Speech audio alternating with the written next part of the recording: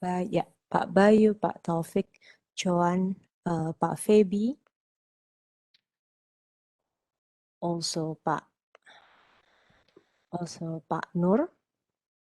Yeah, thank you. Yes, I think we can start right now, Dina. Thank you. Okay, thank you.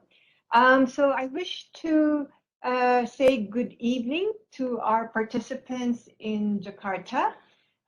Good morning to participants in Washington, D.C. And good morning to other participants in other parts of the world who are joining us this evening. So I would like to welcome you to this webinar on the Indonesia Hackathon, Harvesting Technological Solutions to Accelerate the Digital Transformation of the Agriculture Ecosystem. I'm Dina Omali Deininger. I'm the Agriculture and Food Practice Manager for East Asia and the Pacific region at the World Bank, and I will be chairing this seminar. So before we start, I would like to welcome our distinguished speakers, and maybe you can wave when I introduce you. So first, we have Pa Nur Abdianto, who is the Coordinator Deputy Director at the Directorate for Food and Agriculture at the Ministry of National Development Planning of Indonesia, or Bappenas. So, and our second speaker is Pak Bayu Mulyana, who is the Information System Development Coordinator for Data and Information Center at the Ministry of Agriculture of the Republic of Indonesia. The third is Pak Muhammad Taufik Budi Santoso, who is the Regional Assistant for Economic and Development Affairs of the West Java Provincial Government. Then we have Pak Feby Agil Ifdillah, who is the CEO of Neurafarm. We have Pak Ahmed Alimuddin, co-founder and CEO of Neurafarm, and Ibu Joanne de Zeger, who is the CEO of PemPem. And we also have Pavikas Chaudhary, who's our Senior Ag Specialist at the World Bank. So why is digital agriculture important for Indonesia? So why? Because by 2050, the Indonesian population is now going to reach over 300 million people. So this means sufficient production and a strong logistics system will be very important. And digital innovations can help to enable the transformation of the agriculture sector. It can improve agriculture yields, efficiency, incomes, and profitability of the smallholder farmers. It also provides opportunity to attract a new generation of farmers and agro-entrepreneurs. So in Indonesia, the startup ecosystem has really been growing by leaps and bounds. And the World Bank is supporting the government of Indonesia in strengthening its digital agriculture ecosystem. Collaboration between the public and private sectors will be key to the successful, well-functioning ecosystem that fosters innovation and enables its scaling up. So this means building on the strength of the complementary roles of the government, which should focus on strengthening the enabling environment to promote and foster innovation, while the private sector could develop and deliver solutions based on sustainable business models. So this webinar is really part of the post-Indonesia Digital Agriculture Hackathon called Cultivhacktion. So it was initiated by the World Bank Group and was supported by the Ministry of Agriculture and the West Java Provincial Government. And it was organized in collaboration with 10 strategic partners. So the hackathon crowdsourced solutions that support the digitization of the agricultural ecosystem in Indonesia. So how did the hackathon work? So in the hackathon, innovators were invited to develop solutions covering three main areas. First is improving agriculture productivity and resilience to shocks including climate shocks in agriculture. Expanding farmers, the second is expanding farmer access to inputs, markets, and finance. And the third is supporting data-driven public sector decision making. So the hackathon was launched in September 2021, and the hackathon received really great enthusiasm with 30 submissions. Now tonight, we will learn about the outcome of that hackathon and learn more about the top 3 winners. So I would like to congratulate PemPem, Neurafarm, and Teman Pasar for being the top 3 winners of the Cultivhacktion. So PemPem developed a mobile supply chain management software for informal micro enterprises in commodity supply chains.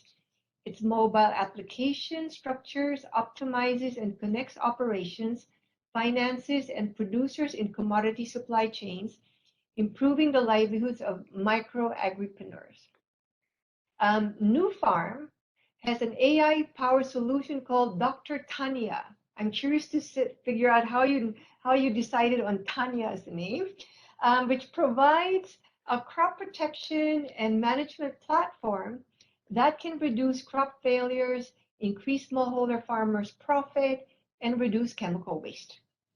And finally, we have Teman Pasar. It's a shopping platform to meet the daily to monthly needs at the nearest traditional markets. Teman Pasar empowers the traditional market sellers to reach more consumers digitally, opening access towards capital and finance, and facilitating product supply from sellers in wholesale markets and farmers. In this webinar, we're also joined by the government of Indonesia, namely Bappenas, the Ministry of Agriculture, and the West Java provincial government, who will be sharing their vision and lessons learned in harnessing data and technology to enhance productivity, sustainability, and competitiveness of the Indonesian agriculture sector. So let's get started. So first, I would like to invite the top 3 solutions winners of the Cultivhacktion. So first, I would like to invite Ibu Joanne de Zegger, the CEO of PemPem, to make a presentation on their solutions. Over to you, Joanne. Dina, and hello everyone. Let me just see if I can share my screen.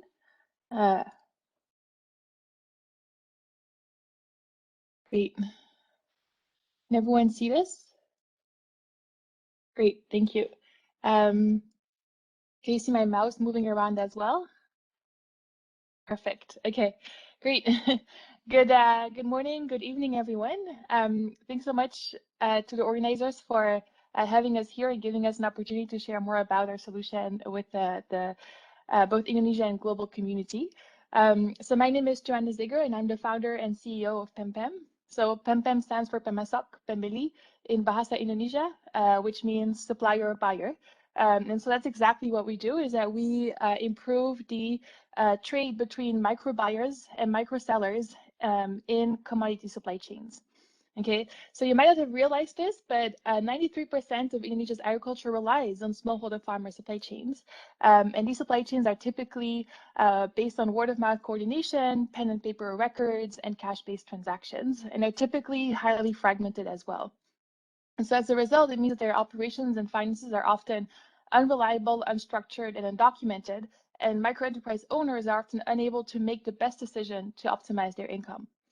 So PemPem structures, optimizes, and legitimizes the operations and finances of microenterprises with a particular focus on commodity supply chains. The one that we're currently focused on is the palm oil supply chain in Indonesia. This is a significant market, and it is significantly produced by smallholder farmers. So over 40% of the Indonesian palm oil market is produced by smallholder farmers. These are about, it's highly debated how many there are exactly, but about 3 million smallholder farmers. And it's a tremendous industry. It generates just from these smallholder farmers about $20 billion a year in exports. So this is a very interesting one, not just because it is gigantic and has an tremendous economic value, but also because it faces significant environmental and social challenges. And in fact, addressing these challenges was one of the key reasons for why we started PemPem. And I'm happy to talk more about kind of our origin story in the Q&A if people are interested in learning more about that. But briefly, farmer productivity is about half of the potential. The conversion of forest into palm oil plantation leads to about 20,000 hectares of forest lost per year, and farmers typically earn relatively little money. So at PemPem, we see these challenges as opportunities to create impact. We aim to increase farmer productivity by 25 to 100%, to reduce tropical forest loss by 4,000 to 10,000 hectares per year, and to significantly increase farmer income. So on a global level, this is significant. Palm oil is namely a crop that is the most productive amongst vegetable oil crops in the world. To continue meeting global demand for vegetable oil, one of the best ways to do so is actually by meeting it through an effective crop like palm oil. However, doing so sustainably is really what requires innovation. Addressing these social and environmental challenges is what we're trying to do also through PemPem, and we're developing the tools in order to do that. So our software focuses on four key and interrelated needs of smallholder farmer supply chains. First is the marketplace, or what we will call also refer to as the market making product for suppliers and buyers of commodities to find each other more efficiently, okay? And also for farmers to be connected more efficiently to verified input providers. Second is improved operations. So this includes the management of responsibilities and documentation within a microenterprise, which can sometimes reach up to 10 employees. The financials, most notably the use of digital payments across the supply chain in order to start moving away from a cash-based ecosystem into more of a digital payment ecosystem. And this also includes our work on offering cash flow loans, which is key to being able to enable afford certified inputs in order to increase the productivity on the farms. And fourth is a formalization pillar, which includes microenterprise licensing, also known as STDB for farms in Indonesia, and supply chain traceability, which becomes for partners like PemPem relatively straightforward, given that we are already recording the transactions between micro buyers and micro sellers. So all this might sound a little bit conceptual. So let me show you what this looks like in practice, what we have achieved so far. So as you can imagine, we had to lay some foundations in order to achieve our advancements on these pillars. Just to ground ourselves a little bit, here's a schematic overview of what the smallholder farmer supply chain looks like in Indonesia. We have smallholder farmers who can sell really to either a middleman or to a ramp, which is kind of like an aggregator, or to a representative of the mill, which is known as a DO. Then the middleman can sell to a DO or to a ramp, and the ramp can typically sell to a DO or can sell directly to a mill, a palm oil mill. Some of these directions are more likely than others, but these are the directions that we see across the supply chain. So all of these organizations are currently part of the PemPem ecosystem. All of these are users in the PemPem ecosystem. 75% right now our users are smallholder farmers. In the next month, we will also onboard fertilizer retailers into our ecosystem as part of developing our solution to increase fertilizer access to smallholder farmers through us. So we launched our first product, which provides visibility into price offers across the landscape. So prices for palm fruit. So before PemPem, smallholder farmers in the supply chain might only have access to prices from 2 or 3 middlemen. So this would be, for example, the neighbor down the road or the uncle of your best friend. But now in PemPem, they can actually access information on prices from across the landscape. So to give you a sense of the number of prices we are now posting since our launch in February 2021, somewhere between 400 and 500 prices a day for the region where we are currently active, which involves 4 districts in the province of Riau. To be useful to various members of the supply chain, these prices are disaggregated by the different levels in the supply chain. So here you see a picture of the evolution of fresh fruit bunch prices, so the unprocessed commodity for DOs, ramps, and middlemen. Before PemPem, there existed no time series data on these prices in the field that farmers are receiving. So this information is obviously valuable to our users, and this has allowed us to grow rapidly, attracting over 16,000 users. I think by now we're over 17,000, of which nearly 4,000 are active on a monthly basis, and 75% of these, like I said, are smallholder farmers. So this is, for me, this is really interesting. I've been working in Indonesia for a while, in smallholder farmer communities for a while, since 2016. And I'm really thrilled to see that it's really truly possible to start designing technology that smallholder farmers in rural Indonesia are using for improved decision making. We're already seeing that this information is helping them to increase their economics and the prices that they receive. In November, we then launched our second product, which is the ability for anyone in the smallholder supply chain to pay anyone else in a way that is digital, convenient, and easy. This is a stepping stone product for our future products, including the provision of cash flow loans, rewards, and the development of digital auctions. So we really want to extend a special thanks to our partners in this product, which includes Bank BRI, Bank BNI, and Linkaja. So by working together with them and integrating both bank accounts and digital wallets into our solution, we're able to bridge and accommodate the banked and unbanked in this supply chain. So we have made some good progress building digital foundations in one commodity supply chain. These foundational products include the price offers I mentioned, the digital payments that we mentioned, and then we also have a feature around micro enterprise operations. We're very grateful for the support we have received so far from the international community, including through Cultivhacktion and through the World Economic Forum's Tropical Forest Commodities Challenge, which was awarded at COP26. Next, we will be focused on building on these foundations and start creating micro-enterprise value with these fundamentals. So this includes the development of conditional cash flow loans, the market making or digital auctions product to create more efficient matches between suppliers and buyers in smallholder supply chains, and traceability. So we then look forward to continue growing and optimizing this platform. Terima kasih semua. Okay, thank you, Joanne. It's really great to see how your app is able to really enable farmers to get better prices, which is very important for them to also improve their livelihoods.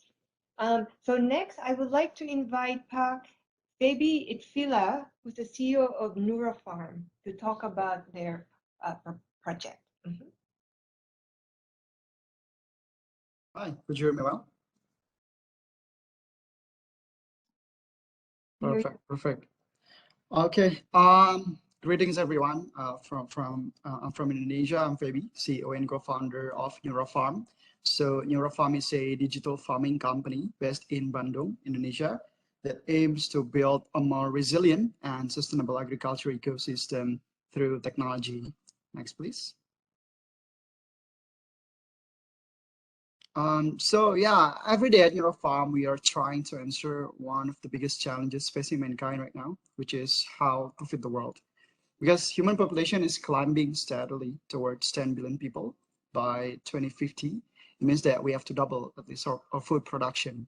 However, the amount of arable land is decreasing, and agriculture as an industry contributes to more than 20% of greenhouse gas emission, and also use a lot of water. 70% of fresh water is used in agriculture, and it's becoming more prone to uncertainty because of the climate change. Next, please. Yeah, so to add into the problem, farmers also deal with a lot of issues, including pest and crop disease, which accounts for more than 40% of annual loss of yield loss. That's around $220 billion annually. So this is a threat for global food security and also financial burden for farmers around the world, of course in Indonesia as well, including for Mr. Aceh here in Sumedang, whose yield was decreased from 200 kilos to 40 kilos because of this problem. So it's he basically lost more than 80% of his yield because of this problem. Next, please. And Mr. Aceh is not alone. There are more than 34 million smallholders in Indonesia, but there's only 67,000 agents to help these farmers. And when it comes to pest and disease, it takes some time for the symptoms to manifest. It also take a long time for farmers to get answer because there's only 67,000 agents to help them. And farmers like access to information about products, good agricultural practices, and also other information. So current methods are not scalable, and also current solutions are very limited. At Neurafarm, we believe that the power of innovation and technology can help us to solve this. Next, please. That's why we built Britannia, which is an AI-powered super app that allows farmers to identify disease through images. So Tani roughly translates into farmers in Indonesia or farming. So basically, Dr. Tani is an AI assistant for farmers to help them on day-to-day activities. So through Dr. Tani, our farmers can get access to diagnostic tools where they can snap a picture of a plant that looks unhealthy. And then our AI will be able to tell what kind of disease that affect their plants, including giving recommendation and practical insights in more than hundreds of commodities and also thousands of diseases. Farmers can also get product knowledge, and our AI will recommend the best products for treatment, as well as cultivation guidance in hundreds of commodities. Next, please. So yeah, when it comes to identifying a disease, it's really easy to use. So the only thing that the farmers need to do is just take a picture of a plant that looks unhealthy and send it to the Britannia. Then our AI will be able to tell what kind of disease that affect their plants and how to treat it, including recommending some of the best products for treatment, such as fertilizer, pesticide, and others. Next, please. And in the past couple of months, we've been building a network of farm supply shop, which we call Tokotania. So at Tokotania, farmers can get wide range of products, including pesticides, fertilizer, seeds, and other products, and even get access to financial products such as pay later. So they can access those products and pay it later after harvest. Also provide delivery, pickup solution, and also connectivity. Next, please. I also realized that disease is only a small part of farmers' problem, right? Every day, farmers have to deal with dozens of decision in a farming in each farmer's farming life cycle. They have to do it with probably hundreds of decisions. So we decided to build a new feature, which we called Lahanku, or My Fields, where farmers can register their lands and draw some borders, and then we would connect those land with satellite imagery, and then recommend some best practices on a daily basis, personalized based on weather and also satellite imagery and many other data. We even can give them information about the best time to fertilize and also to spray the lands, including giving map about distribution of pest and crop disease. So this tool can actually help us to get a lot of valuable data information, such as land size, disease distribution, farmers' performance, financial performance, and many others. Next, please. So basically what we do here at Neurafarm is actually to capture a lot of valuable data in agriculture, which previously goes uncaptured because there's no scalable way for us to capture it. Right now, by democratizing technology to the hands of farmers, now it's possible for us to capture a lot of valuable data, like financial performance, transaction, and also land size and other. And with more data, soon we'll be able to help farmers to predict the yield, help them to plan and monitor field work, give recommendations to farmers at all stages of work, and of course, predicting the emergence of disease and pests in the future. Next, please. And this ecosystem for us is key to build a more sustainable agriculture where we can provide food for everyone without having to compromise our future generation. Because by democratizing technology to the hands of farmers, now we're able to help farmers to reduce crop failure, increase their harvest, while also benefiting the environment by reducing chemical waste. Next, please. From the piloting that we conducted at Cimenyan and Lembang, Indonesia, as well as dozens of dozens of locations at Indonesia, specifically in Java and also in Sumatra. We were able to reduce crop failure rate by almost half, especially in tomato. So reducing the use of chemical by 70%, practically improving profit per hectare by per season by up to $900. Next, please. So yeah, agriculture is such a huge market in Indonesia. It contributes to more than 13% of Indonesia's GDP. There are more than 34 smallholders in Indonesia. And we're targeting 3 million smallholders for the next 3 years in food crops such as rice, corn, potatoes, tomatoes, chilies, and others. Next, please. And so far, the Titania has been used by more than 20,000 farmers. That's more than 300% growth year over year. And these farmers come from more than 200 cities in Indonesia and collectively manage more than 15,000 hectares of land. Since November 2020, we were able to collect more than 250,000 data points. And the past 6 months loans, we've been able to build a network of farm supply shops that consists of more than 25 farm supply shops. Next, please. So I think data and also technology is key for us to build more sustainable agriculture. And if you think about it, the data that we capture through Dr. Tania and also other means of capturing data can be useful for a lot of stakeholders, including for agri-input companies to forecast their production, financial institutions to cover and manage their risk, all the way to government and advisories to create better policy and increase farm sustainability. Next, please. So yeah, at Neurafarm, we believe that the power of innovation and technology can solve the world's biggest challenges of food security. We have a market-ready product. We also have significant user base and good industry partner relationship. So I'd like to invite you to join our journey and build a more resilient and sustainable agriculture ecosystem in Indonesia and beyond through technology together. Thank you very much. Thanks, Park.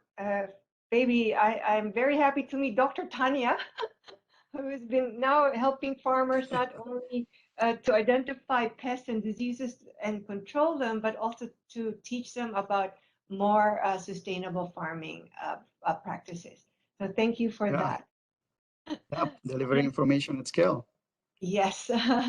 Okay, so now let me turn to Pak Ahmad Alimuddin, who's the co-founder and CEO of Teman Pasar. Over to you. Hi everyone. Good morning, good evening from Indonesia. Can everyone hear my voice? Okay. My name is Ahmad Alimuddin. My friends call me Alif. I'm the co-founder and CEO of Teman Pasar. I currently live in Depok, West Java. Daily activities are more talking with traditional market sellers in Depok, Jakarta, and many more places. And in addition, I'm also active in the Indonesian Young Entrepreneurs Association, or known as HIPMI. I also active in the Association of Indonesian Traditional Market Sellers, or APSI. And Teman Pasar have a big vision to make the markets crowded and the sellers prosperous. It's hope that the presence of Teman Pasar can be a solution for Indonesian traditional market sellers and agriculture in general. Next, please. And sorry, before.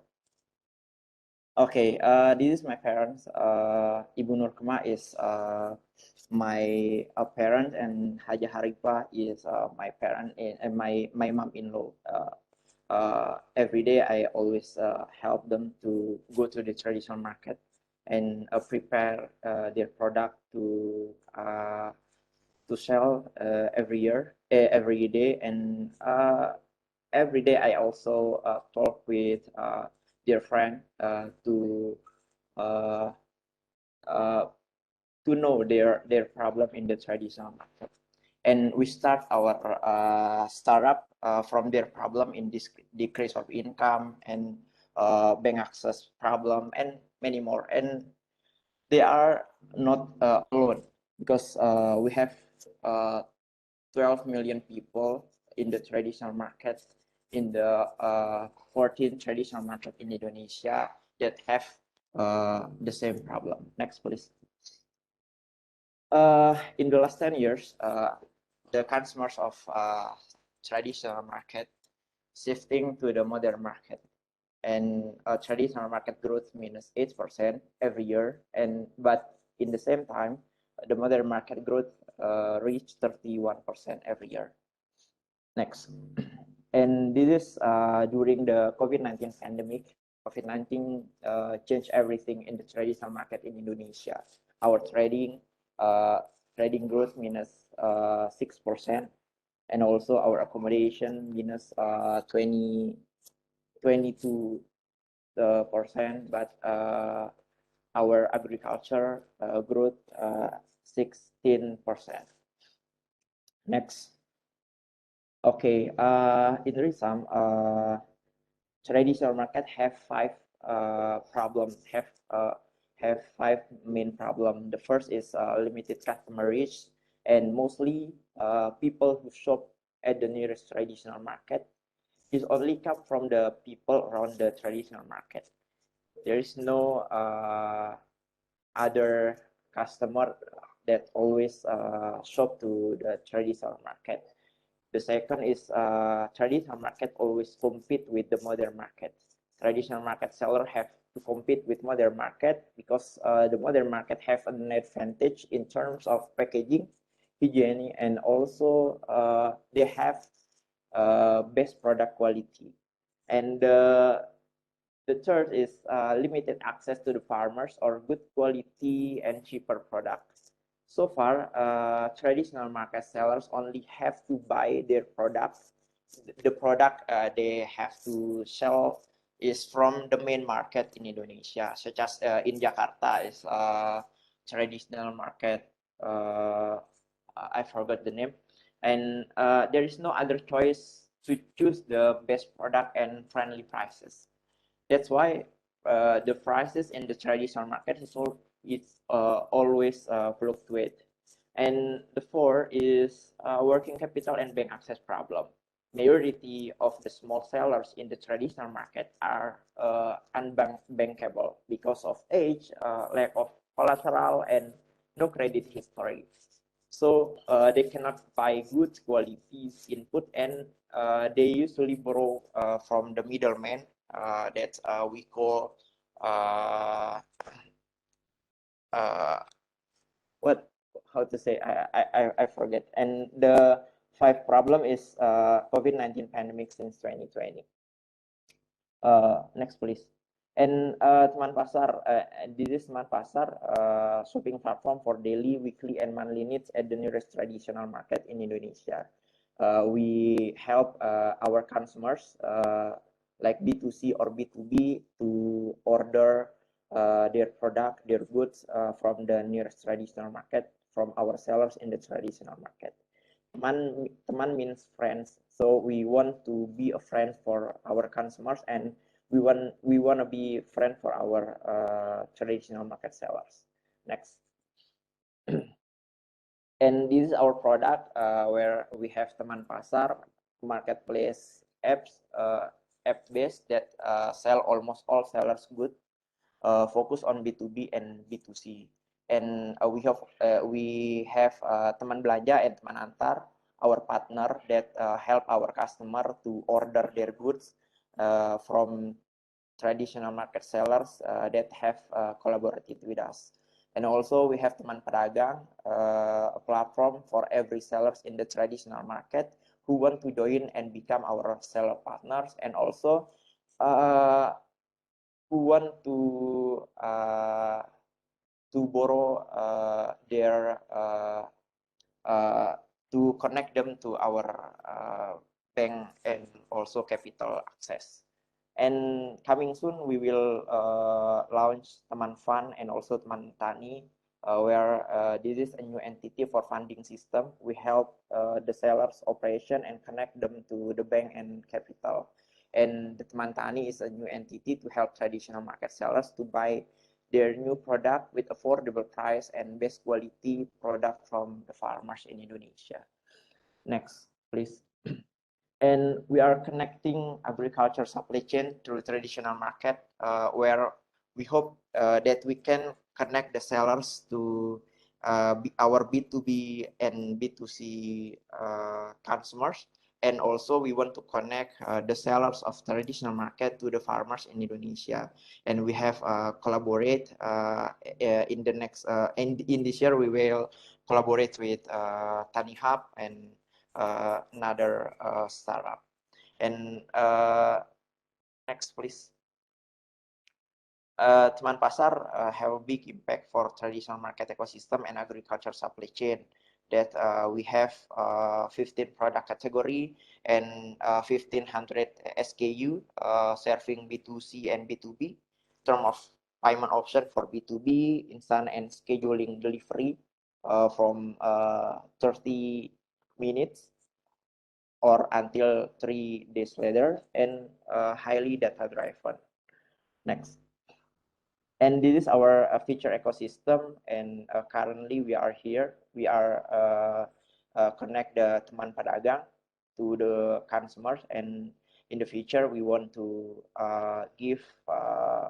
we want to connect the farmers of Indonesia to the teman pedagang, and also we want to connect the farmers of Indonesia to Horeca in Indonesia, and also the modern market to supply their product. Next, we have operating in Jabodetabek, not only Depok, Jakarta, and Bogor, but we have in Bekasi and also Tangerang and Tangerang Selatan with more than 200 traditional market. And we have 100 teman antar and teman belanja, and more than 5,000 teman pedagang. We are also collaborate with PD Pasar Jaya and APSI, and we collaborate with Candid for our payment gateway. And in this March, we will be one of the vendors of MotoGP in Mandalika. And we will available in 15 cities in Indonesia. Next, please. And this is our product. Next. Okay, we want to make our big vision, the market's crowded and the sellers prosperous. So this is our sellers in the traditional market. Next. Okay, this is our team. I am Ahmad Alimuddin as a CEO, my friend Erwin Rahayu as a CTO, and we have word and support from many company in Indonesia. Next. Thank you.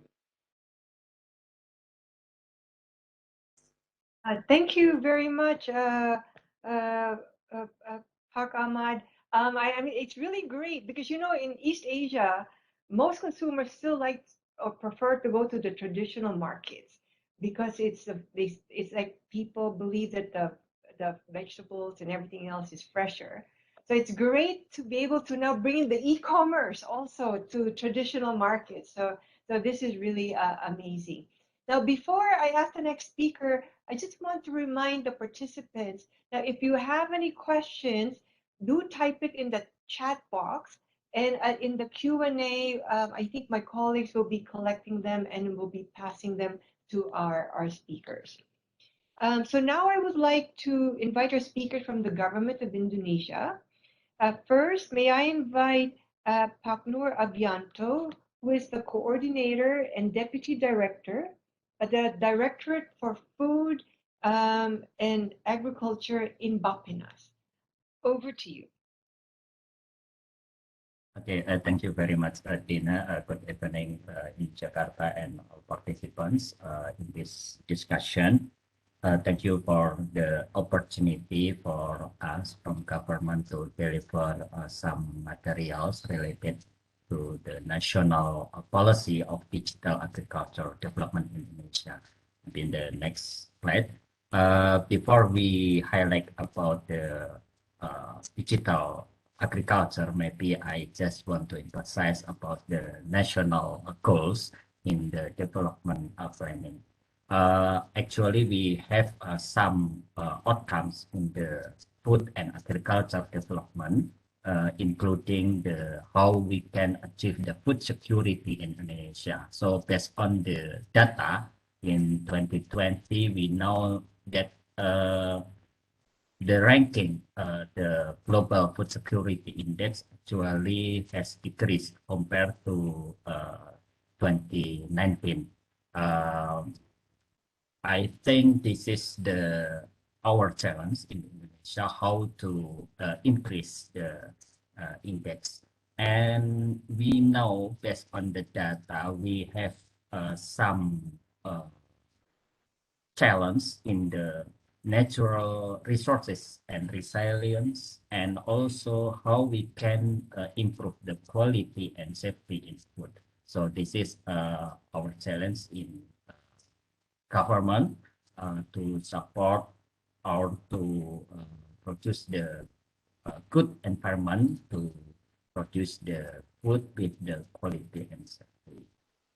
And then we know from the demographic structure and expenditure patterns, based on the prediction or projection, in 2045, the population of Indonesia reached about 318 million people. So this is our challenge: how to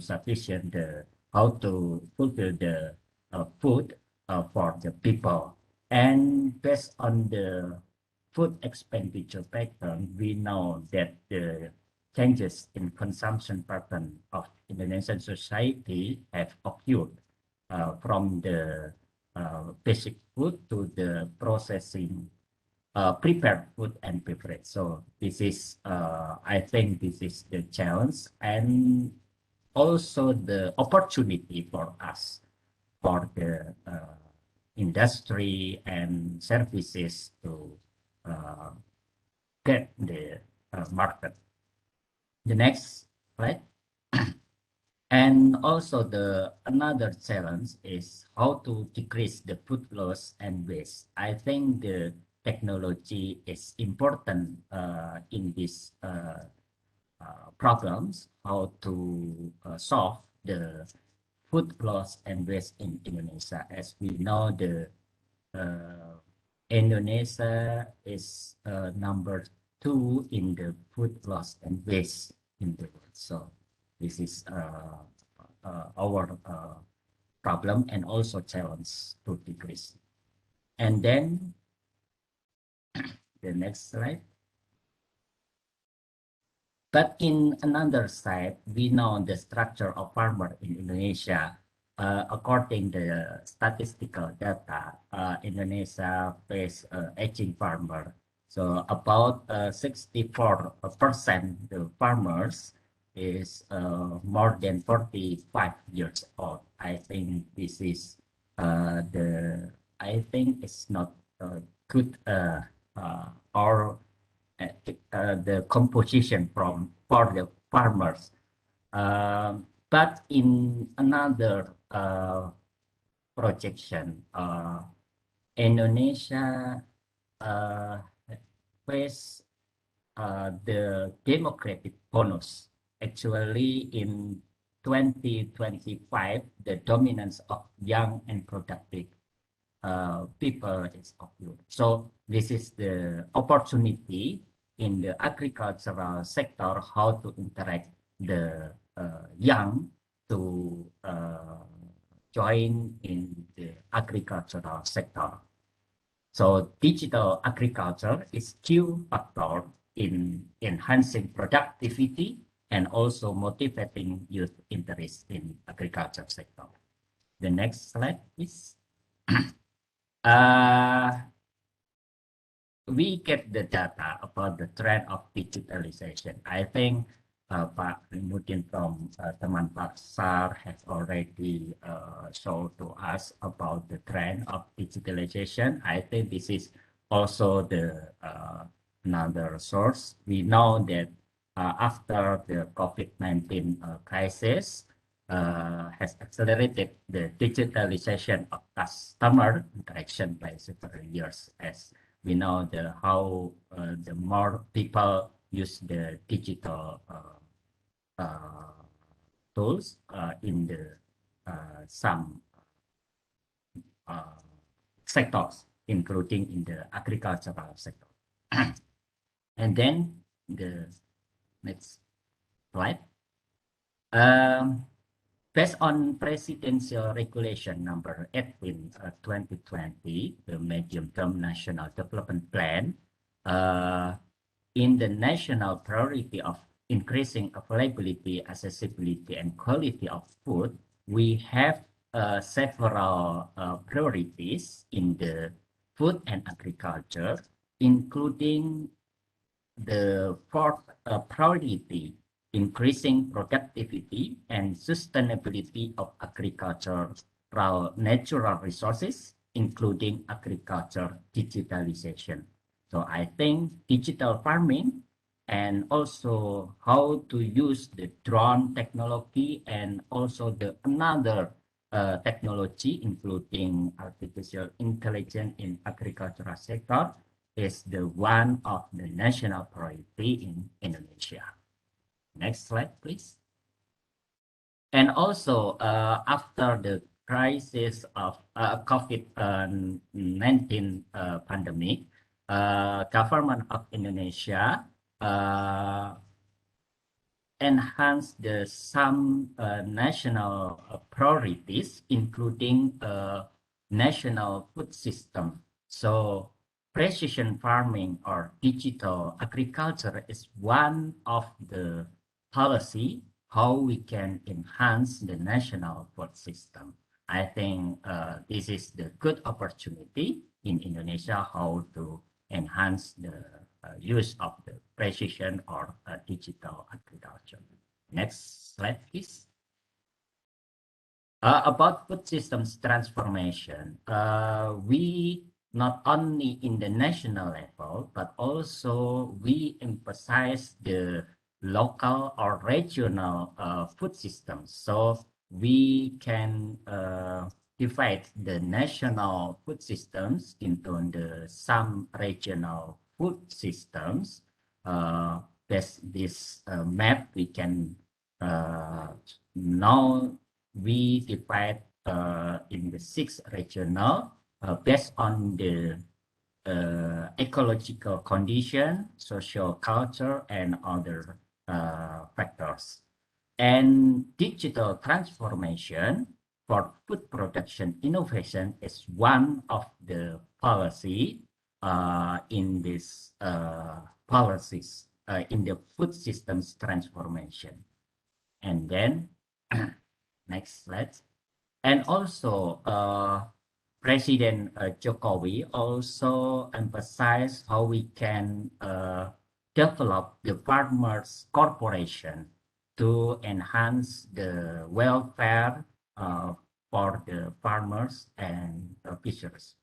So in the farmers corporation, Bapenas not only develop the farmers institution, but also the some environment how to support the farmers corporation, including the digital agriculture.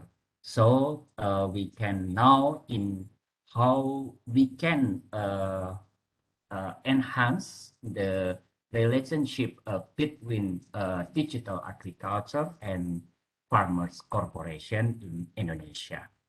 The next slide, please. And there's some ecosystems for the precision agriculture or digital agriculture.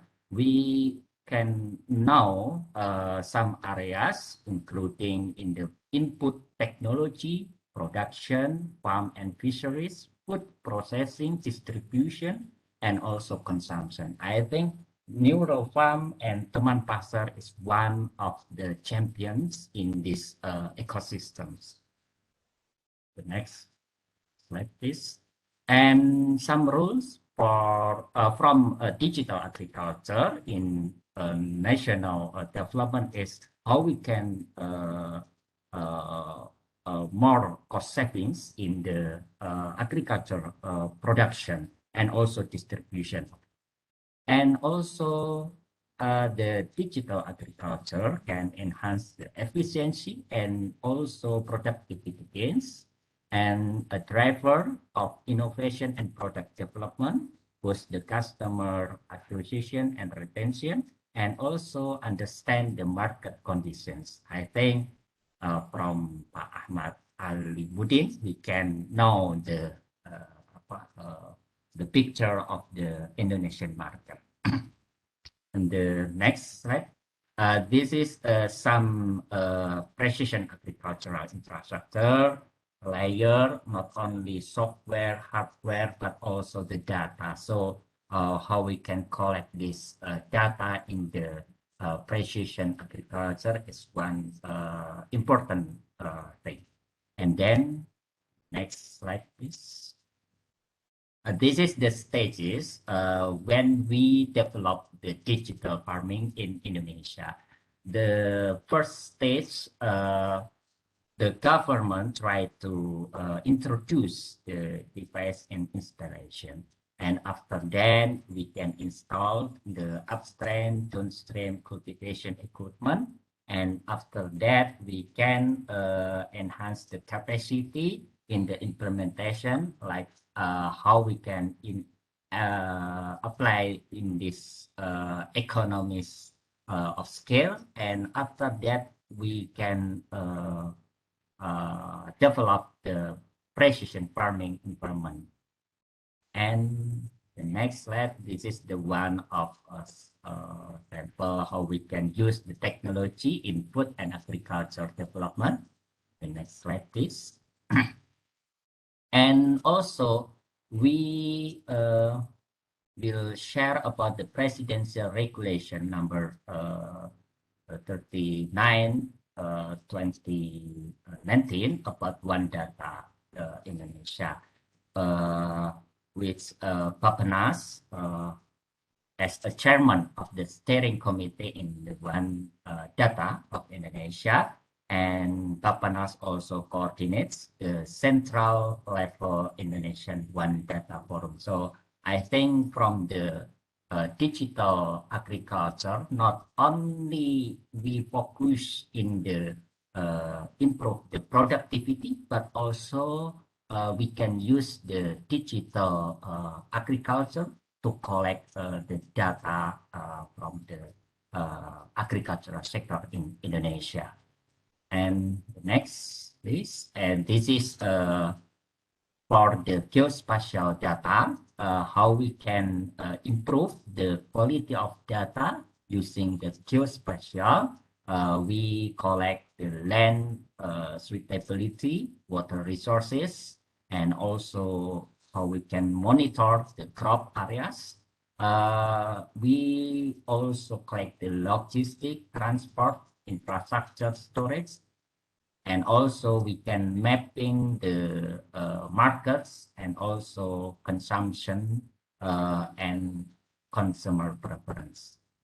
Then, thank you very much. Thank you very much, Pak Noor, for sharing with us, what the vision is and the plans of the government of Indonesia. It's great to see that there's great focus on improving productivity in a sustainable way, and digital will be a very important vehicle to achieving that. And the initiatives of the government to already establish this digital data platform will be a very, I think, important springboard to expanding digital applications to agriculture. Now, let me now turn to Pak Bayu Mulyana, who's the Information System Development Coordinator for the Data and Information Center at the Ministry of Agriculture. Will talk to us about the role of ICT to improve productivity, sustainability, and competitiveness in the agriculture sector. Over to you. Okay, thank you, Rina. Good evening, good morning, everybody. Best wishes to all of us. Okay, first of all, I will please allow me to apologize from our director, Pak Robi Darmawan. He couldn't attend this event because another assignment for him, but he assigned me to deliver his presentation. So I will present his presentation in this evening.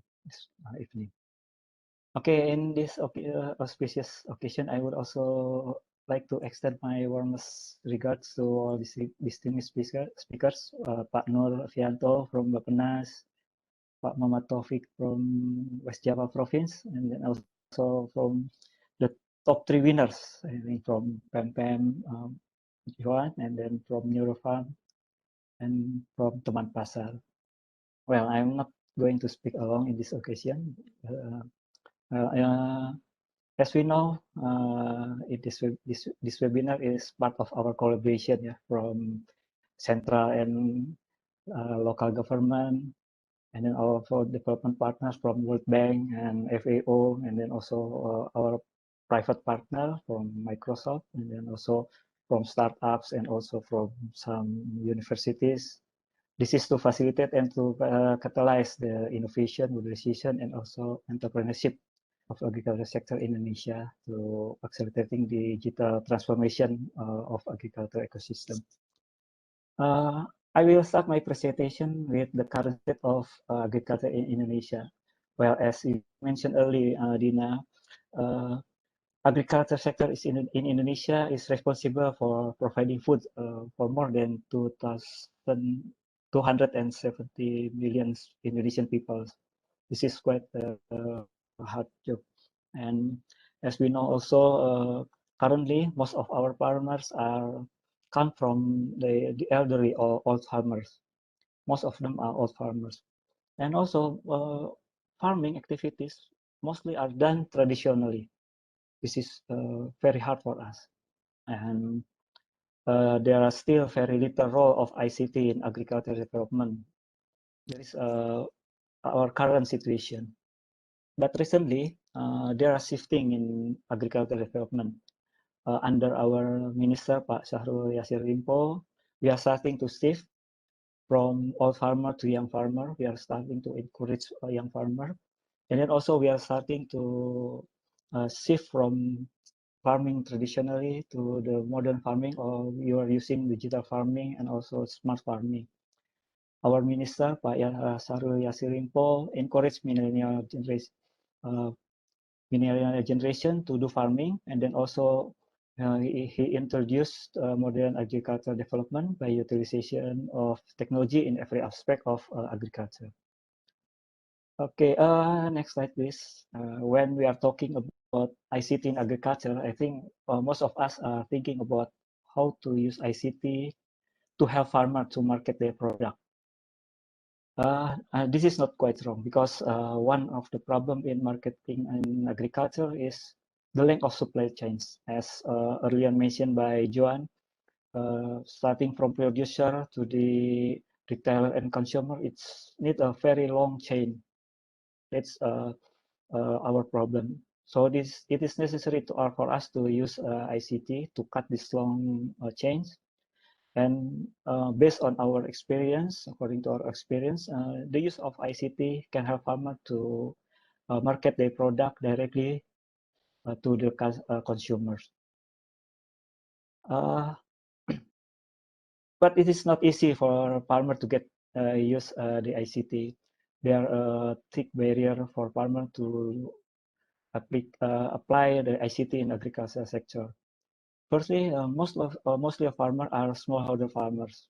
This is and then secondly, farmers are limited access to the ICT, and then also the low level of farmers education. This is some constraint for the use of ICT in agriculture sector. That's why we need some initiative to be done to break through the barrier. First, we have to consolidate the farmer to become the community, so that they are become bigger farmers. And then also we need to develop the telecommunication infrastructure in rural area. Well, as we know, most of our remote rural area are not covered by good telecommunication infrastructure. So we need to develop the telecommunication infrastructure. And then we also need to build the awareness of the farmers, and then also we need to do some digital literacy for the farmer community. And if we can do that, there are many area that can be improved by using ICT. There are some area that can be used by helped by using ICT. First, in the upstream area, we can use ICT to do the soil testing digitally, and then we also can do the fertilization by using drone, and then we can do the seed planning. That is on the upstream area, and then on the farm, we can do watering and fertilization by fertilizing by using IoT, and also we can do pest and disease control by using artificial intelligence. I think this is what done by Neurafarm, I think. So the use of AI, and then also we can use autonomous tractor in the on-farm area. And then in the downstream, we can do harvesting by using robot maybe. And then we also can do grading and packaging automatically by using mechanization.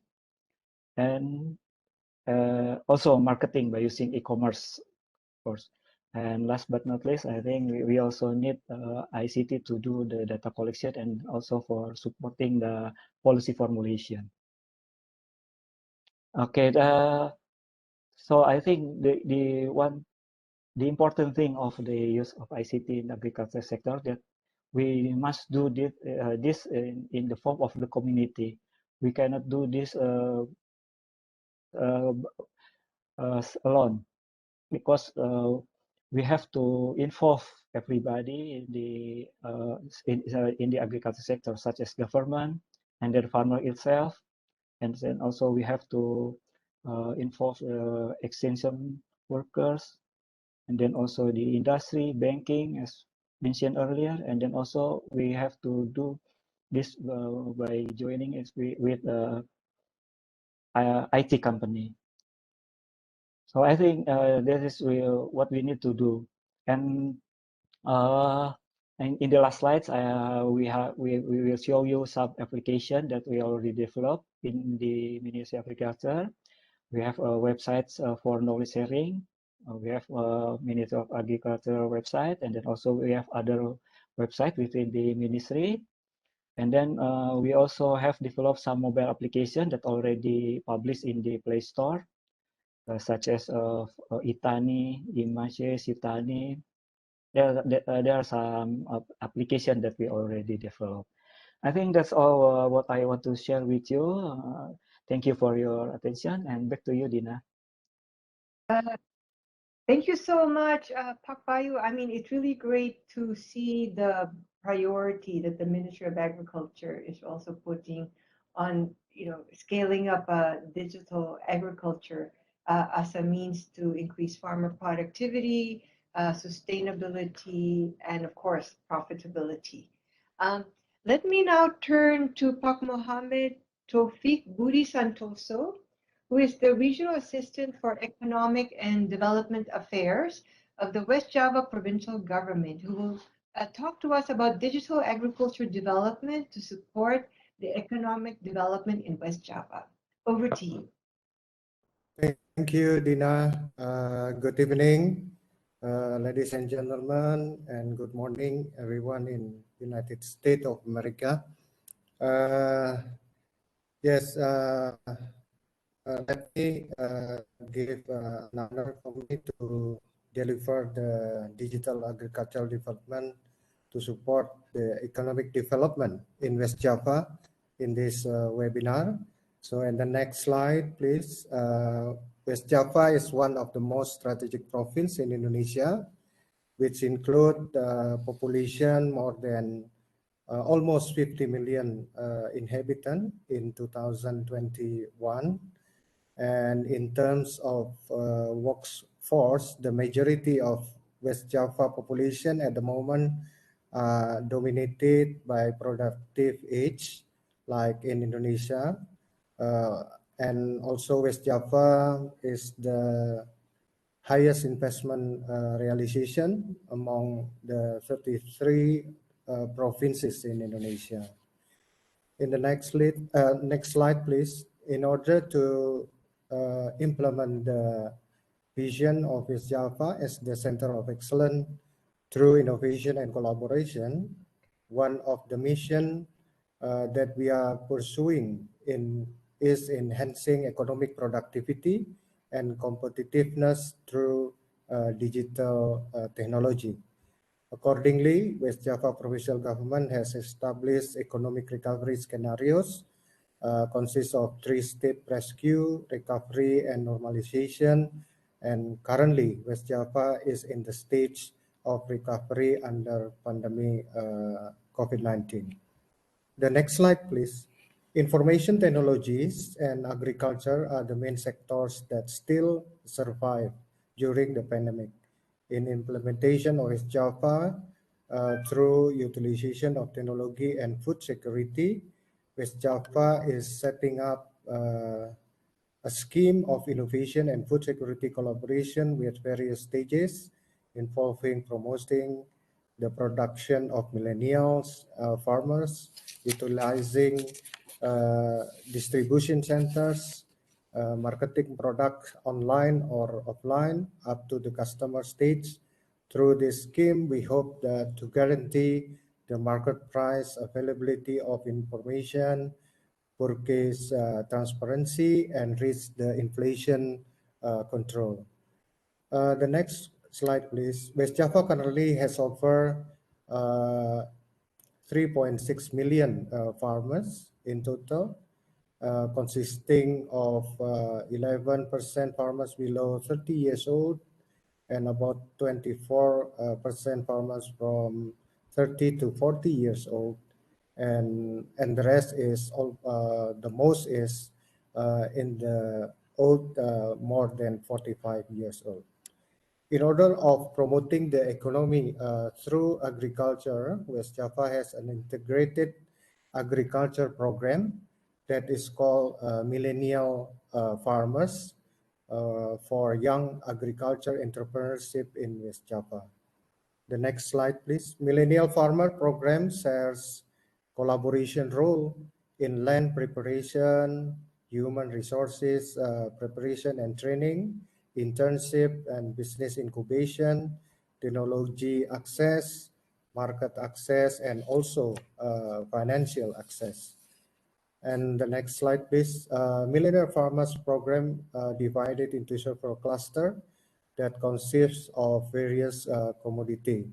The following activities for millennial farmer related to ornamental plant. Next slide, please. This activity is located in West Bandung Regency, equipped by IoT, and the number of millennial farmers involved in this activity are about 20 farmers. The first harvest of ornamental plant commodity produce more than 1.5 thousand plants. The next slide, please. Agrotechnopark is pursued by integrating upstream and downstream in a farm household business with farming cycle in an integrated area. And the next slide, please. The following activities related to coffee commodity. This activity is located in Cianjur Regency. One of the coffee commodity farmers produce more than 1.2 ton of green bean coffee on 2.5 hectares land. Harvest production of green bean coffee is sold in the form of green bean and roast bean, as well as in the form of coffee drink. Next slide, please. The next activity related to honeybee commodity. This activity is located in Tasikmalaya Regency. In one harvest cycle, honeybee production reaches more than 66 liters. Next slide, please. The wood mushroom commodity is located in forestry service region in Sukabumi Regency. The total production of wood mushroom reached more than 7.4 thousand kilograms. And the next slide, please. The next activity of millennial farmer related to livestock cluster in Sumedang Regency. This area consists of 300 cows, partners of millennial farmer of beef cattle are available in several regions like Pangandaran, Tasikmalaya, and other agencies. And the next slide, please. The next is rabbit commodity located in West Bandung. This is also using the technology. This commodity is about 13 millennial farmers involved. Every millennial farmers each raise 6 ornamental rabbit. The rabbit is treated very well to fulfill the desired quality, such as the rabbit nose shape and also the color. And rabbit community has successfully penetrate both domestic and international market. The domestic market is located at the Happy Pets in Jakarta, and also international market is already exported to Middle East and also to Southeast Asia countries. The next slide, please. The following activity for the millennial farmer livestock cluster for quail commodity located in Sumedang Regency. And furthermore, the broiler chicken is developed through the chicken apartment in Sumedang Regency. The next slide, please. The following activities of millennial farmer related to the commodity of tilapia through biofloc. This is the technology that introduced also in this program.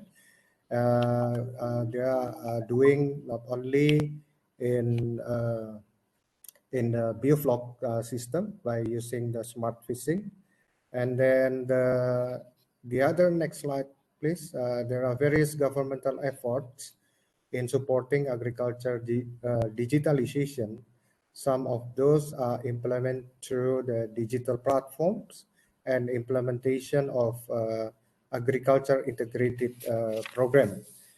We have Silinda Jabar as an integrated information system with the main feature at production of food supply and food price stabilization. And then there is an example, Alif Mart, one of the partners of Millennial Farmer, whose role as a commodity production place until the marketing state is located at the Al-Ittifaq Islamic Boarding School, Ranca Bali in Bandung Regency. The technology used by Alif Mart is drill irrigation, greenhouse, product packaging technology, and online supermarket system service in supporting the marketing of production. We also have an annual event called West Java Food and Agriculture Summit that aims to bring farmers together with off-takers, including farmers group for food, commodity, horticulturists, and animal husbandry and forestry. I think this our presentation from West Java. Thank you very much for your attention. Thank you very much, Pak Taufik. It's really exciting to hear about your millennial farming program, because it's really making farming cool again and encouraging more young people to take up farming. And I hope we'll be able to connect this new millennial farmers to our agri-tech digital entrepreneurs to also bring them to link them to the whole e-commerce system and expand also their markets. So now thank you so much. So let me now turn to Vikas, who will provide some of his thoughts on the presentations as our discussants. Over to you, Vikas. Thanks, Dina. I'll keep it brief so that we have some space for Q&A. So first of all, a big congratulations to PemPem, Teman Pasar, and Neurafarm. I mean, I was part of the panel who was looking at the wonderful 30 innovation that came through, and great job that these three companies are doing, whether it's around better supply chain integration or crop protection or connecting informal wet market into more organized markets through deployment of digital technologies. As you mentioned, Dina, there's a big demographic shift that is taking place in Indonesia and will take place in the next 10, 15 years, is the young population, the millennial farmers that are going to come in. The cell phone penetration and internet penetration is very high in Indonesia, and coming year, it might reach up to close to 80 to 90% of penetration rate. And that provides significant opportunity to reap digital dividend, which provides greater incomes, higher profitability, greater integration, reduced losses, and greening of supply chain through various tools and technologies. And there are three main thoughts that come to my mind when I listen to this presentation around competition, collaboration, and facilitation. So first, around competition, this is such a vast space, and so many problems are there to be solved in agri and food system that we require a very dynamic and very competitive landscape, a landscape that provide opportunities for young entrepreneurs, for young innovators to test out their ideas, pilot them, scale them up, move to much more bigger space. And whatever public sector actors and private sector associations could do to spur that ecosystem, to create that ecosystem very vibrant and very competitive, we should be investing in that. Second is around collaboration. So yes, we want a very competitive marketplace, but within that competitive marketplace, can there be a strong collaboration between business to business and business to private? So for one example, all the three presentations I saw, they were acquiring data. They were acquiring data about farmers, they were acquiring data about the land, and there is significant cost to that data acquisition to customer acquisition. And it seems every startup have to go and in some ways reinvent the wheel and go through their own data acquisition cost and pains. So if there could be more collaboration between B2B to say, can there be mechanism of data sharing? And even more important, between B2 public sector, right? So what Bapanas was mentioning about the one data, the one map, is there a mechanism or shouldn't there be a mechanism for that all the young entrepreneurs and startup could tap into that data platform and create a collaboration? Also, could be interesting to see, could there be more business synergies between B2B? Can there be 2 or 3 startups or company who can come out with different ideas, and 1 + 1 could become 11 instead of 2 through this expanded synergies? And the third point is around the facilitation role. There is a lot of energy, a lot of enthusiasm. What can public sector do to facilitate? Is it through improved policy environment? Is it through facilitating better access to data, better access to farmers, reducing their acquisition cost?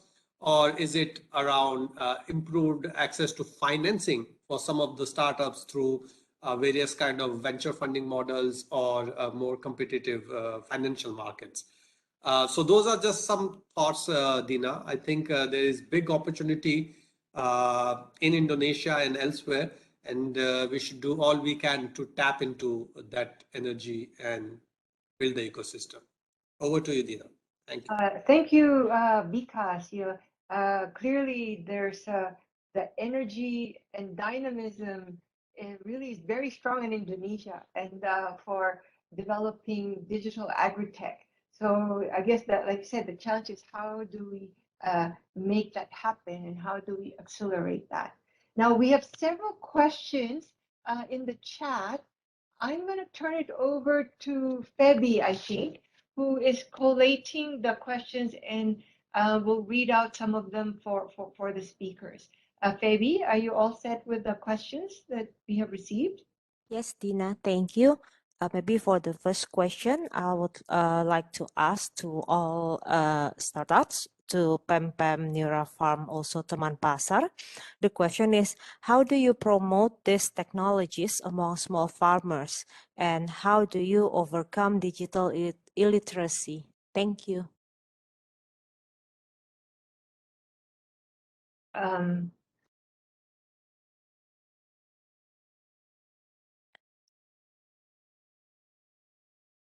Sorry, Dina, I think you're in mute. who would like to start? Maybe Joanne, would you like to take a first crack at the question? Sure, I can take a first crack.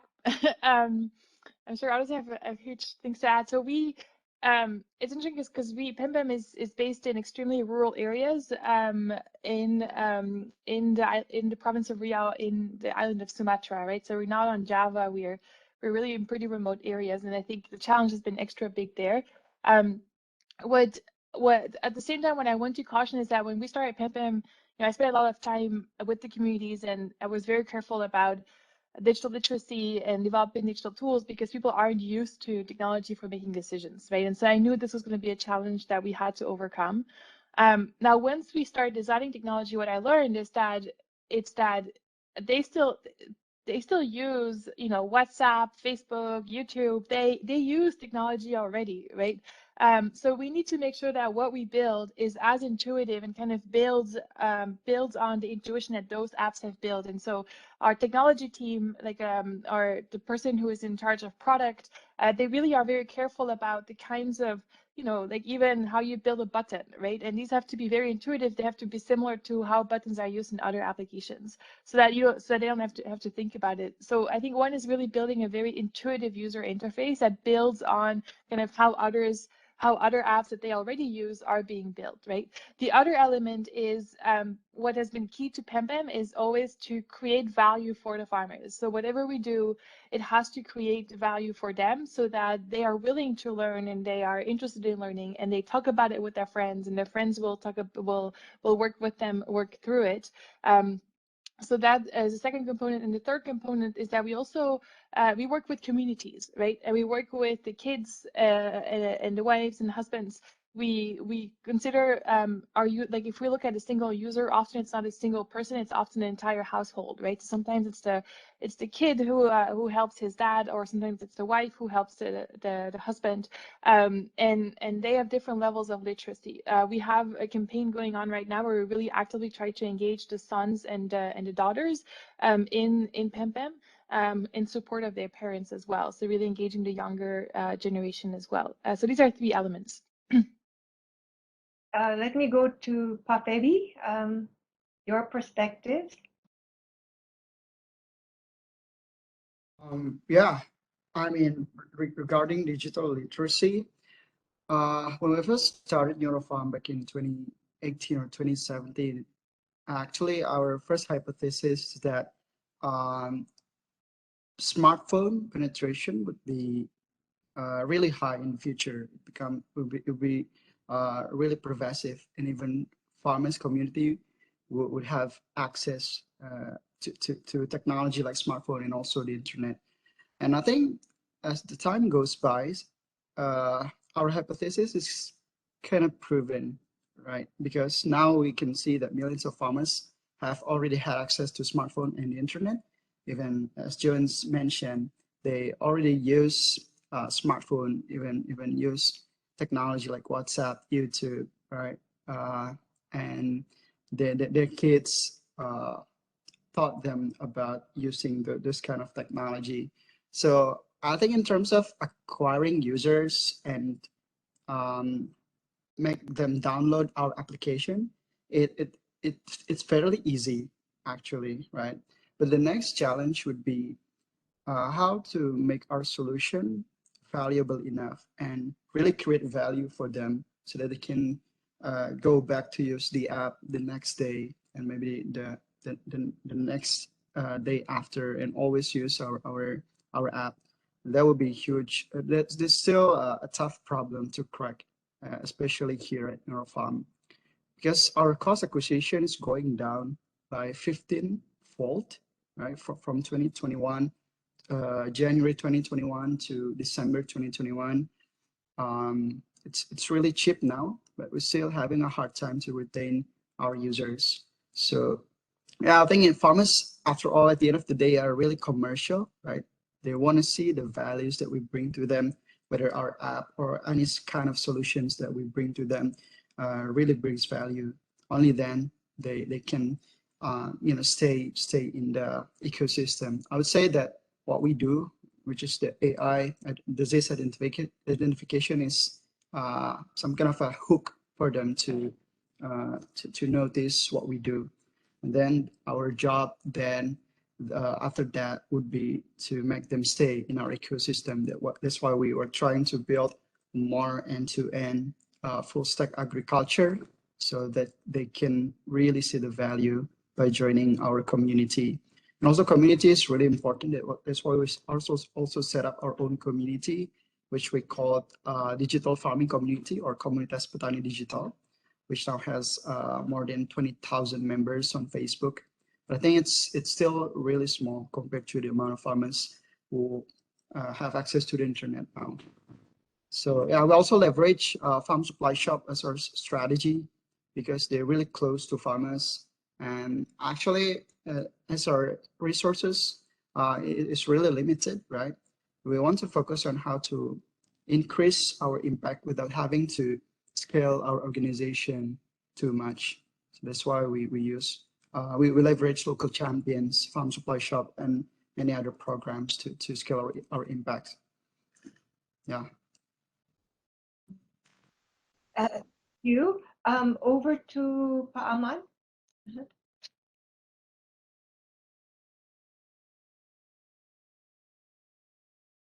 Sorry. Okay. Thank you for the question. Because currently we still focus on the traditional market, and we are still not focused to the farmers. The first thing is it's a big problem to help to ask the sellers to use our apps and ask them to sell their product and many more. But the first thing that we always use is the seller community in the traditional market. So we ask them we educate them to use our apps, and also we always give them a value that our apps will give to them. So that's why they will use our apps. Maybe it's difficult, but possible to educate them day by day, week by week, and month by month. I think like that. Thank you. Okay, thank you so much. Clearly, I know even in the Green Revolution, when we were trying to introduce new technologies, you always have the leaders and then the followers. So I think in the digital realm, I think there will always be leaders also, and then eventually there'll be more and more farmer followers. So I hope that can happen also quickly. So we're running late, so we have one more round of questions. Feby, over to you. Yeah, I think for the government of for Bappenas and Ministry of Agriculture, the question is what are the specific activities that Bappenas and Ministry of Agriculture are undertaking to enable farmers to participate in and benefit from the agriculture ecosystem, including through partnerships with the private sector, if any.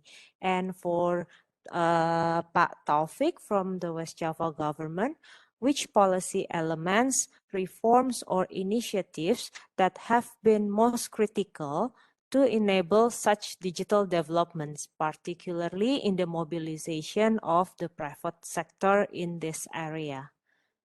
Thank you. Okay. Thank you, Fabi. So Panur, over to you. Okay, thank you very much for the questions. I think like Bayu also delivered in the materials. Actually, the government of Indonesia has established one activity or the one programs related to digital agriculture. And also like I delivered in the materials that the national policy, how we can develop the precision farming in Indonesia. So we try to identify the key stakeholders who can participate in this program, and after that we try to formulate the pilot project in the one area or some areas to check how we can implement this application or the tools. So after that, we try to scaling up in the national programs. But in this time, I think we are in the second stage. I mean that in this time we try some pilot in some areas. I think some ministries also try the application or some tools in some areas, and after that we can check the suitable or the tools or the instruments is suitable for this condition. So after that, we try to develop the national programs in Indonesia. Thank you. Thank you so much. Let me turn now to is it Pak Taufik? Yes, thank you, Dina.